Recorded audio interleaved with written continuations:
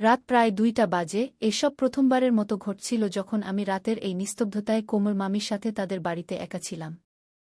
সেই সময় বাড়িতে লাইট ছিল না, ঠান্ডার মৌসুম ছিল এবং চারদিকে ভয়ানক অন্ধকার ছেয়ে গিয়েছিল। এই অন্ধকারে কোমল মামির সুন্দর চেহারা আরও বেশি উজ্জ্বল দেখাচ্ছিল, আর কোমল মামি খুব গভীর ঘুমে ঘুমিয়েছিলেন। মামিকে সেখানে ঘুমাতে দেখে এবং এভাবে শান্তিতে ঘুমাতে দেখে আমার মনে এক ধরনের আলোড়ন অনুভূত হল। ঠিক তখনই আমার ভেতর এক অদ্ভুত ধারণা জন্ম নিতে শুরু করল এবং সেই মুহূর্তেই আমার মাথায় একটি চিন্তা এল।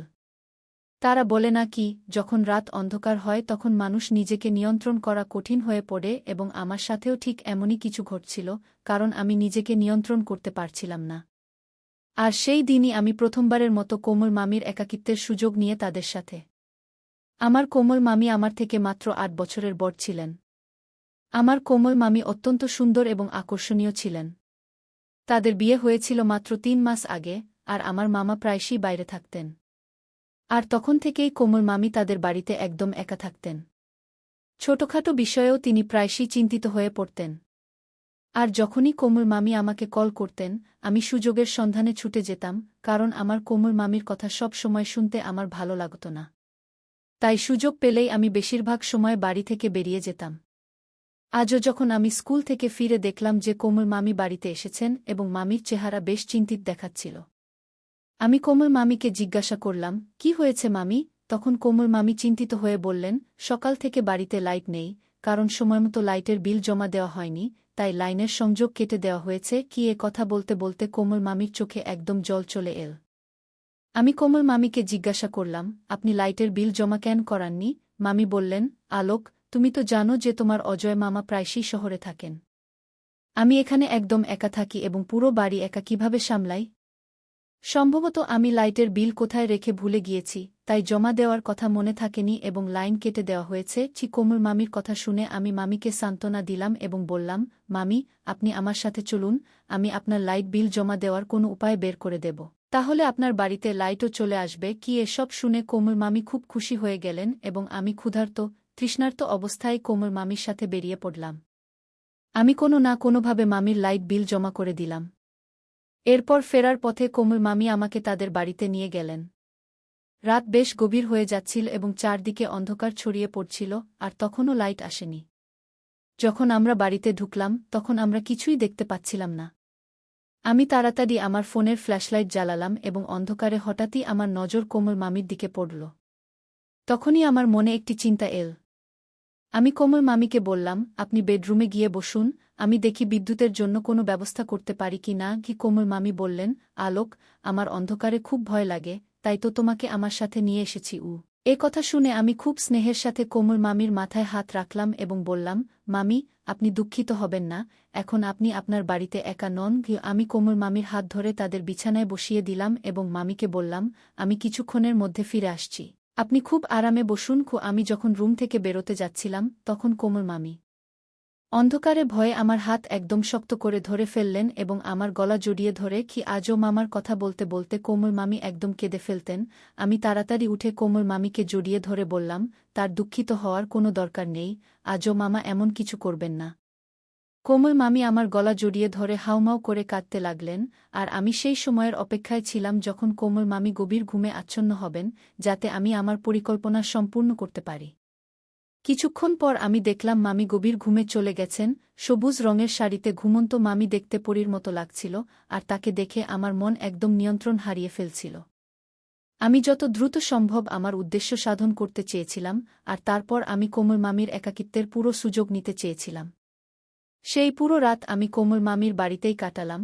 মামি পাউডারের প্রভাবে খুব গভীর ঘুমে ছিলেন, আর আমি সেই সুযোগে আমার ইচ্ছা পূরণ করলাম। সকালে আমি নিজেকে খুব ক্লান্ত অনুভব করছিলাম, আর তারপর আমি কোমল মামির বিছানায় শুয়ে পড়লাম। সকালে চোখ খুলে দেখলাম কোমল মামি উঠে গেছেন আর খুব রেগে আমার দিকে তাকিয়ে আছেন। আমি জিজ্ঞেস করলাম, কি হয়েছে মামি, আপনি আমাকে এভাবে তীর্যক দৃষ্টিতে কেন দেখছেন? এক মুহূর্তের জন্য আমার মনে হল, কোমল মামি কি জানতে পেরেছেন যে আমি গত রাতে তার সাথে কি করেছি? কোমল মামি বললেন, অর্ধেক দিন চলে গেছে আর আলোক, তুমি এখনো ঘুমোচ্ছ? তাড়াতাড়ি উঠো আর বাড়ি চলে যাও, দিদি তোমার জন্য চিন্তা করছেন। আমি একটু মুখ ভার করে বললাম, এখন বাবা আমার থেকে কি কাজ নেবেন? শুধু এটা সেটা কাজ বলে বিরক্ত করেন। আমি কি কারো বাড়ি গেছি? আপনি তো আমার মামি। এ বলে আমি কোমল মামির হাত ধরে টেনে আমার পাশে বসালাম। কোমল মামি বললেন, বেশি আদর দেখানোর দরকার নেই, আমি সব জানি। রাতে তুমি আমার বিছানায় কেন ঘুমিয়েছিলে আলোক? তুমি আমার সাথে একদম ভালো করনি। আমার বাড়িতে আরও রুম আছে, না হয় তুমি লবিতে ঘুমাতে পারতে। কোমল মামির কথা শুনে আমি লজ্জায় মাথা নিচু করে ফেললাম, মনে হলো মামি শুধু এতটুকুই জানেন। আমি তার কথা উপেক্ষা করে উঠে গেলাম গোসল করতে, আর যখন বাড়ি ফিরলাম মা খুব রেগে বসেছিলেন। মা বললেন, আলোক তুমি এতদিন কোথায় ছিলে, আজ ফিরেছ? আমি মাকে বললাম, কোমল মামি অন্ধকারে খুব ভয় পেয়েছিলেন, তাই বাড়ি আসিনি। এখন সকালে মামির বাড়িতে লাইট চলে এসেছে, এখন কোমল মামি আর দুঃখিত হবেন না। মা বললেন, আলোক তোমার কোমল মামির ছোট ছোট বিষয় নিয়ে দুঃখ করার অভ্যাস হয়ে গেছে। কোমল মনে করেন আজও ভাইজা মুম্বাই যে আরেকটি বিয়ে করেছেন। কবে যে কোমলের এই সন্দেহ করার অভ্যাস ছাড়বে? কোমলের স্বামী আজও মুম্বাইয়ে টাকা কামানোর জন্য এত পরিশ্রম করেন, আর কোমল চান তার স্বামী সবসময় তার সাথে ফোনে লেগে থাকুক। মা কোমল মামির আচরণে খুব অভিযোগ করতেন, আর আমি মায়ের কথা শুনে শুধু মাথা নাড়ছিলাম। এমনি করে 3 দিন কেটে গেল, আর আমার আবার কোমল মামির বাড়ি যাওয়ার কোনো উপায় হচ্ছিল না। আমার মন খুব খারাপ ছিল যে কিভাবে মামির বাড়ি যাব। তারপর 3 দিন পর যখন আমি বন্ধুদের বাড়ি থেকে ফিরছিলাম, দেখলাম মা চিকেন বানাচ্ছেন। আমি ইচ্ছে করে মায়ের সামনে বললাম, কোমল মামি চিকেন খেতে খুব পছন্দ করেন। মামির বাড়ি 4 কিলোমিটার দূরে, কাছে হলে নিয়ে যেতাম। মা কোমল মামির উপর খুব অভিযোগ করতেন, কিন্তু মা তাকে খুব ভালোবাসতেনও। এ কথা শুনে তারও একটু দয়া হলো যে মামি তো চিকেনের দিওয়ানা। মা একদম বলে উঠলেন, কোমল মামির বাড়ি তেমন দূরে নয়, আলোক গাড়ি নিয়ে যাও, 1 মিনিটও লাগবে না, আর তোমার কোমল মামিকে দিয়ে আসো। আমি আমার সুযোগের সন্ধানে ছিলাম, ইচ্ছে করে একটু অনিচ্ছা দেখিয়ে বললাম, ঠিক আছে মা, আপনি বেঁধে দিন, আমি মামিকে চিকেন দিয়ে আসি।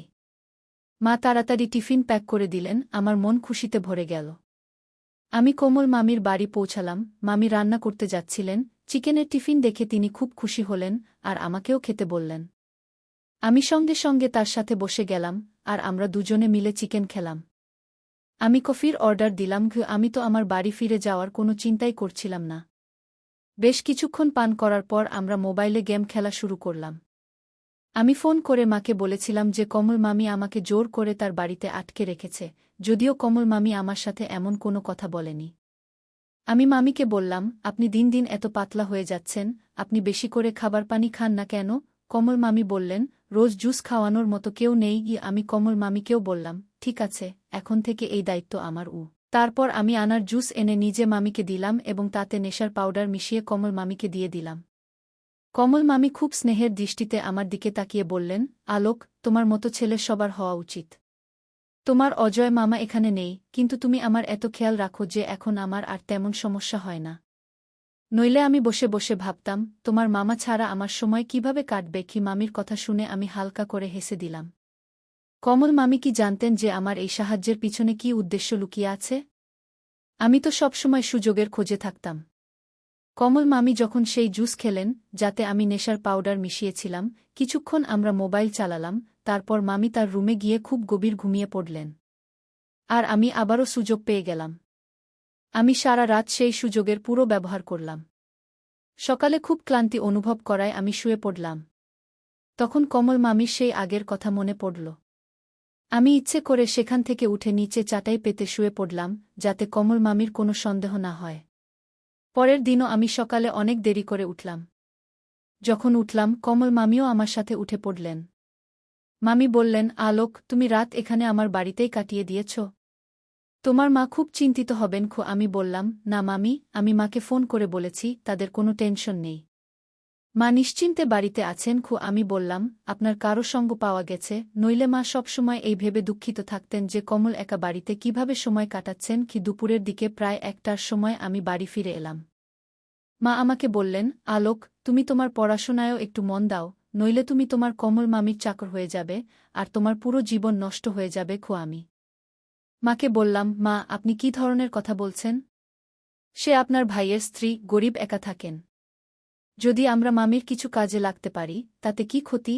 এখন আমি ঠিক করেছি যে আমি প্রতিদিন রাতে কমল মামির বাড়ি যাব, যাতে তার পাশে থাকতে পারি। আশেপাশের প্রতিবেশীরা বলেছে যে এখন কমল মামির গ্রামে অনেক চুরি হচ্ছে। আমার কথা শুনে মা আরও দুঃখিত হলেন এবং আমাকে বললেন, আলোক, ঠিক আছে, তুমি রোজ রাতে তোমার কমল মামির বাড়ি যাও, কিন্তু সকালের সময়মতো ফিরে আসবে। তোমার স্কুলের ছুটিতে তোমার বাবা খুব রেগে যান। আমি মাকে প্রতিশ্রুতি দিলাম যে আমি সকালের সময়মতো বাড়ি ফিরে আসব অথবা কমল মামির বাড়ি থেকে সরাসরি স্কুলে চলে যাব, তাহলে পড়াশোনারও ক্ষতি হবে না। আমি কমল মামির মাথায়ও এই কথা ভালো করে ঢুকিয়ে দিয়েছিলাম যে তার গ্রামে এখন লুটেরা চোর বেশি ঘুরছে। আমি তাকে এমন কিছু গল্প শুনিয়েছিলাম যাতে কমল মামিও খুব ভয় পেয়ে গিয়েছিলেন। আমি প্রতিবার আনার জুস নিয়ে কমল মামির বাড়ি পৌঁছে যেতাম, নিজে সেই জুসে নেশার পাউডার মিশিয়ে তাকে দিতাম, এবং তারপর কমল মামি গভীর ঘুমে পড়লে আমি আমার সুযোগের সদ্ব্যবহার শুরু করতাম। এখন আমি আমার এই কাজে খুব খুশি ছিলাম। আমি খুব সহজেই কমল মামিকে বোকা বানিয়ে দিতাম। মামি এখন প্রতিরাতেই আমাকে তার বাড়িতে থাকতে বলতেন, এবং এখন মায়েরও কোনো টেনশন ছিল না, কারণ আমি নিয়মিত স্কুলে যেতে শুরু করেছিলাম। কিন্তু এটা আমার জন্য খুব কঠিন হয়ে পড়ছিল যে রাতে এত পরিশ্রমের পর আমাকে সকালে খুব তাড়াতাড়ি উঠতে হতো। একদিন কোনোভাবে কমল মামির আমার উপর সন্দেহ হল। সেই রাতে আমি জুস নিয়ে মামির রুমে গেলে কমল মামি বললেন, আলোক, আমার এখন কিছু অদ্ভুত লাগছে। মনে হচ্ছে আমি রাতে নেশার অবস্থায় খুব গভীর ঘুমে পড়ে যাই এবং একবারও রাতে উঠি না, যদিও আগে এমন হতো না। আর আজ দুপুরে সাফাই করার সময় যখন আমি ডাস্টবিনে আবর্জনা ফেলতে গেলাম, তখন আমি এমন একটি প্যাকেট পেলাম, যা দেখে আমি হতবাক হয়ে গেলাম। কমল মামির কথা শুনে আমার শরীরের রক্ত যেন জমে গেল। যখন ওটা শুরু হলো, আমি একদমই বুঝে গেলাম চাচি কি দেখেছেন। কিন্তু তবুও আমি নাদান সাজার নাটক করলাম এবং কমল মামিকে জিজ্ঞাসা করলাম, মামি, কি হয়েছে? আপনি এমন কি দেখেছেন যা আপনাকে চিন্তায় ফেলেছে? প্রথমে কোমল মামি তীর্যক দৃষ্টিতে আমাকে দেখলেন, তারপর নাসূচক মাথা নাড়লেন, যেন এমন কিছুই হয়নি। আমি আবার জিজ্ঞাসা করলাম, মামি, কি হয়েছে?